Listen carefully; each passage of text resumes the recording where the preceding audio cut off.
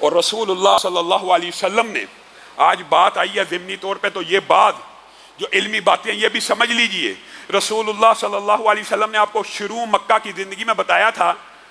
مکہ کے مشرکین کے ساتھ رہتے ہوئے رسول اللہ نے کیا عمل اختیار کیا تھا؟ ہمیشہ مشرکین کی مخالفت کی تھی. ہمیشہ کس کام کے اندر؟ میرے بھائیوں یہ بات بڑی سمجھنے کی ضرورت ہے. آج ہم یہ سمجھتے ہیں کہ صرف دینی شعار کا، دینی اقدار کا، مذہبی تہواروں کی مشابہت منع. رسول اللہ صلی اللہ علیہ وسلم نے مکہ کے اندر مشرکین کے عام دنیاوی معاملات کے جو ان کے پیٹنٹ معاملات بن جائیں، چاہے دنیاوی ہوں، کسی بھی مذہب کے کوئی دنیاوی معاملات بھی مستقل شعار بن جائیں، اس مذہب کے ساتھ نتھی ہو جائیں، تو اس کا مقام و مرتبہ بھی پھر مذہبی شعار جیسا ہوتا ہے.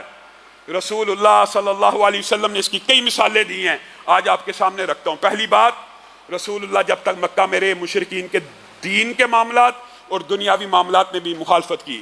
مدینہ میں آ کے مساک مدینہ کیا، یہودیوں کے ساتھ اچھا گزر بسر کرنے کی نیت کی، لیکن جب ان کی مخالفتیں بھی عروج پہ پہنچ گئیں تو رسول اللہ صلی اللہ علیہ وسلم نے مدینہ آنے کے بعد سب سے پہلے جو کام کیا وہ یہ کیا کہ مدینہ کے یہودیوں، مدینہ کے عیسائیوں، یعنی کلی طور پہ اہل کتاب کے بھی دنیاوی اور دینی معاملات میں مخالفت کو اختیار کیا. کیا مطلب؟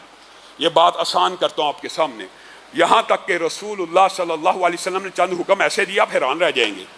رسول اللہ نے مسلمانوں کو حکم دیا، مسلمانوں کبھی جوتے میں بھی نماز پڑھ لیا کرو. یہ کبھی کا جو لفظ ہے نا، یہ میں اپنی طرف سے لگا رہا ہوں، عربی میں کبھی نہیں ہے لیکن مفہوم یہی ہے حدیث کا. مسلمانوں جوتے میں بھی نماز پڑھ لیا کرو. جوتے میں؟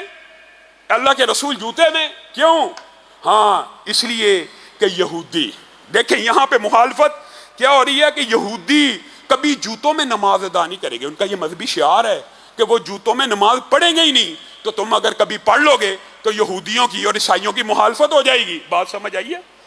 اب یہاں پہ بعض لوگ یہ سمجھتے ہیں کہ یہ جی دینی معاملات کے اندر یہودیوں اور عیسائیوں کی مخالفت تو جائز ہے، اور کوئی بندہ کہے گا کہ جو ان کی قوم کی مشابہت کرے گا وہ ان میں سے ہے، تو بات درست ہے. لیکن دنیاوی معاملات کے اندر یہ اصول لاگو نہیں ہوتا. میرے بھائیو ذرا سنو، رسول اللہ صلی اللہ علیہ وسلم نے یہ حکم بھی جاری کیا، جس طرح یہ جاری کیا کہ جوتوں میں کبھی نماز پڑھ لیا کرو. اور یہ بات آپ حیران رہ جائیں گے، آج ہمارے معاشرے میں بھی اچنبھا ہے.